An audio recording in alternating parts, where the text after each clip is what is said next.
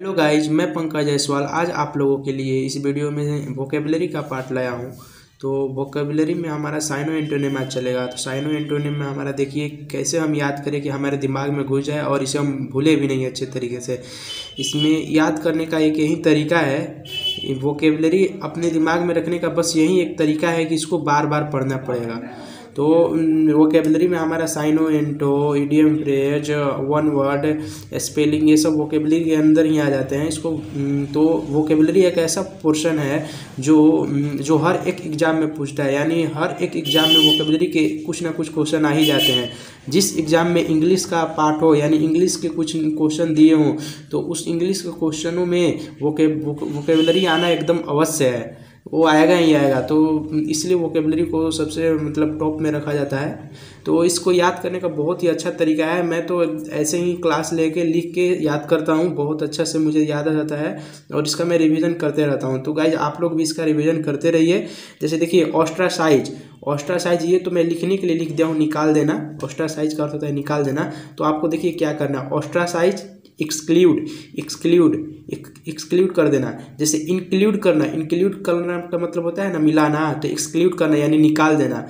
Blacklist कर देना यानी निकाल देना। रिजेक्ट कर देना यानी निकाल देना। बायकॉट कर देना यानी मतलब जैसे वो अभी शाहरुख खान को एक मूवी आया पठान, जिसे बायकॉट किया जा रहा है, जिसे देखा नहीं जा रहा है, जिसे निकाल दिया जा रहा है। मतलब सिनेमा आप अपने दिमाग दिलों से निकाल दिया जा रहा है, अर्थात रिजेक्ट कर दिया जा रहा है, कास्ट आउट कर दिया जा रहा है। तो ऐसे याद करना है, ये नहीं कि हिंदी लिखना है कि ऑस्ट्रासाइज मतलब निकाल देना, ब्लैक लिस्ट मतलब कर देना, ब्लॉक कर देना या निकाल देना। ये सब हिंदी नहीं लिखना, ये तो मैं बस समझने के लिए लिख लिया हूँ।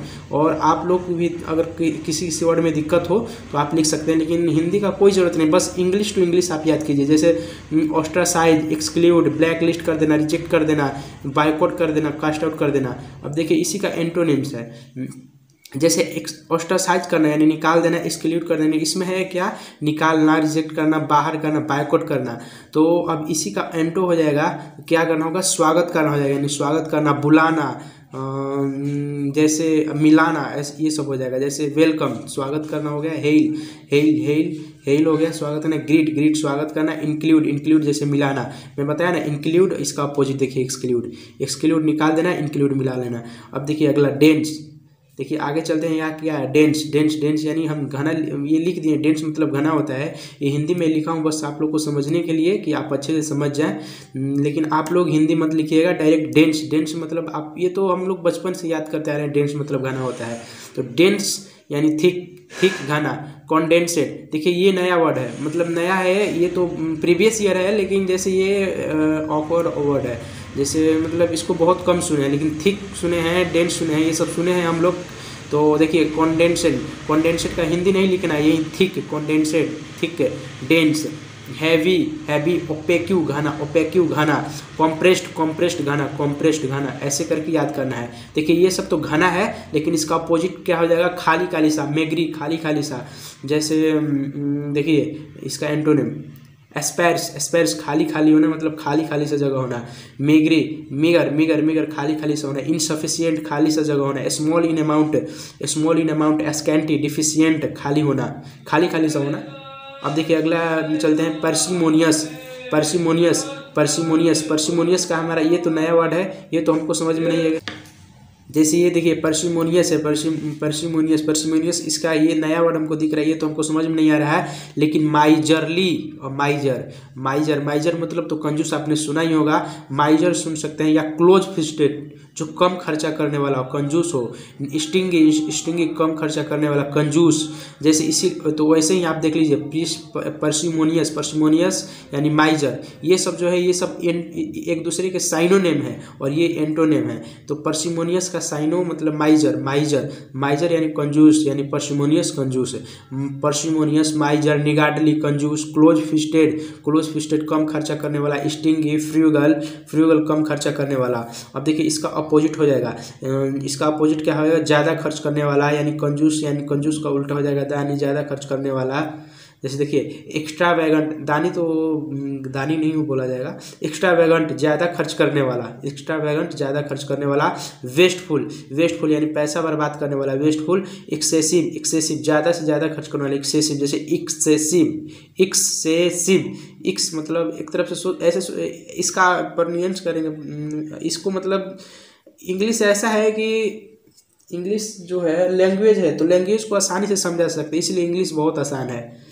एक्सेसिव, लेविश, शान शौकत में रहने वाला, शान शौकत में रहते हैं जो लोग ज़्यादा खर्चा करते हैं, इधर उधर फालतू करते हैं, तो वहीं लेविश, लेविश। स्पेंड थ्रिफ्ट, ज़्यादा खर्चा करने वाला। अब ये देखिए एक साइन, एक ये है प्रोडिजियस, प्रोडिजियस, प्रोडिजियस विशालकाय होता है। अब देखिए फीटर, फीटर क्या है, फीटर, फीटर कैद करना, फीटर कैद करना। सैकलेस, सलाखे। हैंडीकप्स, हथकड़ी, हैंडकप्स हथकड़ी, और आयरन्स वहीं हथकड़ी। चेन बांध देना, थिएटर्स बांध देना, रेस्टोरेंट्स बांध देना। यानी ये जो है एक दूसरे के साइनोनिम है, और ये जो है क्या दिखाना चाहते हैं कि किसी को कैद किया जा रहा है, किसी को सलाखों में डाल दिया जा रहा है, किसी को हथकड़ी पहना दिया जा रहा है, यानी एक तरफ से किसी को कैद करना है, बांध देना है, चैन लगा देना है, यानी हथकड़ी लगा देना है, ये वर्ड है। तो इसका एंटो क्या हो जाएगा, खुला करना, आज़ाद कर देना, जैसे लिबरेट कर देना, आज़ाद कर देना, फ्री कर देना, अनटाई कर देना, अनचैन कर देना, अनबाइंड कर देना। समझ गए। अब देखिए हार्मोनी, हार्मोनी तालमेल, तालमेल बनाना। Balance, coordination, rapport, unanimity. Harmony तालमेल बनाना, बैलेंस बनाना, कोऑर्डिनेशन, कोऑर्डिनेशन बनाना, रैपोर्ट, रैपोर्ट, रैपोर्ट तालमेल बनाना, अनएनिमिटी तालमेल बनाना। ऐसे करके आप याद कीजिए, बहुत ही अच्छे से आपके दिमाग में घुस जाएगा। और इसको मतलब दिन में 4-5 बार पढ़ते रहना है, दिन में 4-5 बार पढ़ते रहना है। ये तो मैं आपको बस आइडिया बता रहा हूँ कि आप अच्छे से ऐसे याद कर सकते हैं। अगर आपको इसका PDF चाहिए तो आप PDF का हम लिंक आपको शेयर कर देंगे, आप हमको कमेंट कीजिएगा, इसका हम PDF का लिंक दे देंगे, आप वहाँ से डाउनलोड कर लीजिएगा। और अगर आप इसका क्लास लेना चाहते हैं तो मैं बहुत जल्द ही इसका क्लास भी लाने वाला हूँ, तो मेरे चैनल से जुड़ जाइए, उसको चैनल को सब्सक्राइब कीजिए और ज़्यादा से ज़्यादा शेयर कीजिए और लाइक करना ना भूलिए। तो अब देखिए मैं आपको और समझाना चाहता हूँ, जैसे कॉन्सिलेशन, कॉन्सिलेशन, कॉन्सिलेशन जो है नया वर्ड है, हमको कुछ समझ नहीं आ रहा है कॉन्सिलेशन मतलब होता क्या है। तो ये नहीं कभी इसका सर्च मारेंगे फ़ोन में कॉन्सिलेशन मतलब होता क्या है, हिंदी लिखेंगे, ये सब हिंदी के चक्कर में तो एकदम नहीं पढ़ना। इंग्लिश है तो हम इंग्लिश से याद करेंगे। जैसे कॉन्सिलेशन, कॉन्सिलेशन मतलब हमको कुछ नहीं समझ में आ रहा है, लेकिन पेसिफिकेशन, पेसिफिकेशन मतलब होता है पेसिफिकेशन यानी शांति, शांति बनाए रखना, पेसिफिकेशन शांति।